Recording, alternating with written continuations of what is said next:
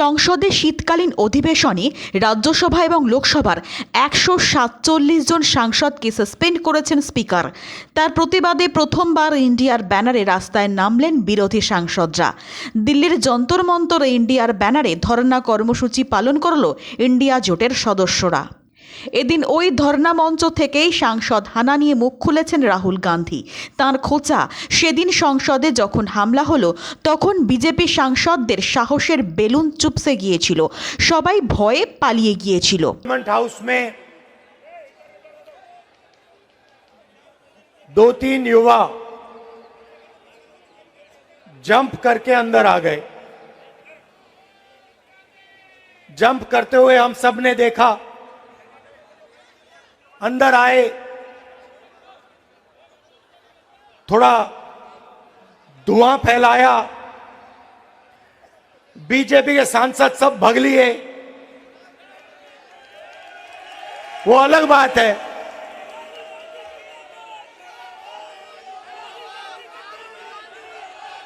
वो अलग बात है।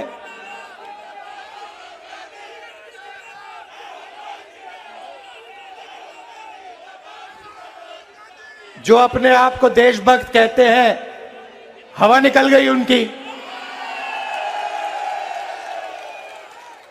वो टीवी पे आपको नहीं दिखा, वो हमें दिख रहा था पीछे से। সংসদ হানার ঘটনায় সংবাদ মাধ্যমের ভূমিকার সমালোচনা করে রাহুল গান্ধী বলেন, সংসদের ভেতরে কি ঘটল তা নিয়ে কোনো কথা নেই, কিন্তু বহিষ্কৃত সাংসদরা সংসদ ভবনের বাইরে বসে কি করছেন সেই সব নিয়ে যেন আগ্রহ বেশি। देखिए, मीडिया में ये बात नहीं आई कि देश में बेरोजगारी है।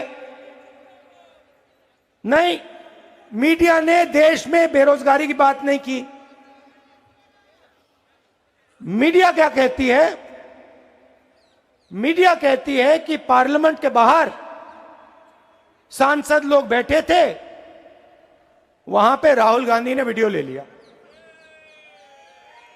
मतलब इन्होंने ये नहीं कहा कि 150 सांसदों को बाहर कर दिया, पार्लियामेंट के बाहर खड़ा कर दिया। यह सवाल मीडिया ने नहीं पूछा, क्यों किया, कैसे किया।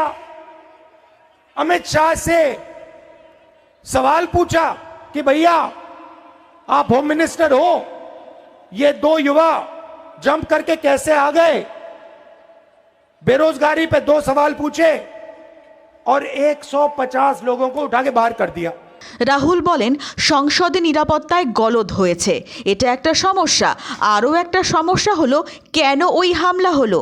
मीडिया ना बेरोजगारी की बात करती है, ध्यान इधर उधर कराती है। ये जो 150 लोग हैं, किसी ने अपने भाषण में पहले बोला, ये सिर्फ व्यक्ति नहीं है,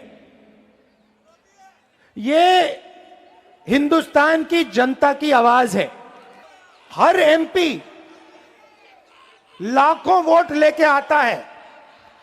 आपने सिर्फ 150 लोगों का अपमान नहीं किया, आपने हिंदुस्तान की 60% जनता का मुंह बंद किया है। यह सच्चाई है। রাহুল গান্ধীর মতে দেশব্যাপী ভয়ঙ্কর বেকারত্ব। আমি একজনকে একটি ছোট সার্ভে করতে বলেছিলাম, যে কোনো শহরে গিয়ে দেখতে বলেছিলাম তরুণ প্রজন্ম মোবাইলে কতক্ষণ সময় খরচ করে।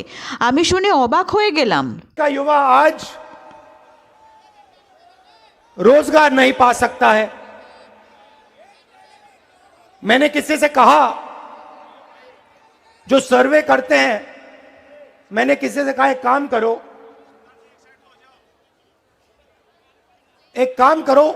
एक छोटा सा सर्वे करो, किसी भी शहर में चले जाओ, छोटा सा सर्वे करो, पता लगाओ कि हमारे जो युवा हैं हिंदुस्तान के, भैया ठहर जाओ, हिंदुस्तान के जो युवा हैं, ये जो आपने सेलफोन पकड़ रखे हैं, इस पे दिन में कितना घंटा, मतलब इंस्टाग्राम पे, फेसबुक पे, ट्विटर पे कितने घंटे रहते हैं। मैंने ये सवाल पूछा और छोटी सी सर्वे करा दी, कोई बड़ी सर्वे नहीं, बस चेक करने के लिए। मैं हैरान हो गया। 7.5 घंटे जवाब मिला, 7.5 घंटे युवा फेसबुक पे, इंस्टाग्राम पे, ट्विटर पे, ईमेल पे, अपने फोन पर, जैसे देखिए यहां पे सारे के सारे लोग फोन लिए पकड़े हुए हैं, देख रहे हैं। বিরোধী সাংসদদের বহিষ্কারের নিন্দা করে কংগ্রেস সভাপতি মল্লিকার্জুন খার্গের দাবি, মোদি এবং শাহ হাতে হাত মিলিয়ে গণতন্ত্র এবং সংবিধানকে শেষ করার দায়িত্ব নিয়েছেন। अलायंस क्यों बना? इंडिया अलायंस इसलिए बना जो मोदी जी, शाह, इन्होंने डेमोक्रेसी को खत्म करने का एक बीड़ा उठाया है। देश के संविधान को खत्म करने का इन्होंने बेड़ा उठाया है। दलितों को, मजदूरों को, किसानों को, महिलाओं को कुचलने का काम इन्होंने किया है। নাম না করে রাজ্যসভার চেয়ারম্যান তথা জাঠ নেতা জগদীপ ধনখড়কে কটাক্ষ করে খার্গে আরও বলেন, উচ্চ সাংবিধানিক পদে থাকা কিছু ব্যক্তি একথা বলছেন যে নির্দিষ্ট একটি শ্রেণীর মানুষ বলেই তাকে অপমানিত করা হচ্ছে। सदन में सरकार के तरफ से ये आता है, मुझे बहुत धक्का लगा कि एक संविधान के उच्च पद पे बैठते हैं ऐसे लोग कहते हैं कि मैं एक फलाना जाति का आदमी हूं, इसीलिए मुझे इंसल्ट कर रहे हैं। अरे अगर आप देश के संरक्षक करने का अधिकार लिए हैं, संविधान के तहत आप चलने का वायदा किए हैं, तो आप जात पात की बात अंदर करते हो और जात पात पे चलने की बात करते हो। কেন্দ্রের স্বৈরাচারী সরকারের ভূমিকার সমালোচনা করে খার্গে আরও বলেন, সংবিধান অনুযায়ী প্রত্যেকের মতামত জানানোর অধিকার রয়েছে, কিন্তু মোদি শাহ সরকার সেই সব উপেক্ষা করে বিরোধী সাংসদদের কক্ষ থেকে বের করে দিয়ে সমস্ত খসড়া আইন বিনা বাধায় পাশ করিয়ে নিচ্ছে। आप छीन नहीं ले सकते।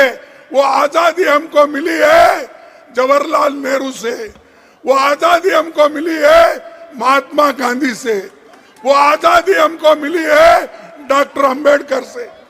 इन्होंने तैयार करके दिया, लाखों लोग कुर्बानी करके आजादी दिलाए, और आप लोग, आपके घर में कोई एक चूहा भी नहीं गया आजादी दिलाने के लिए, है गया?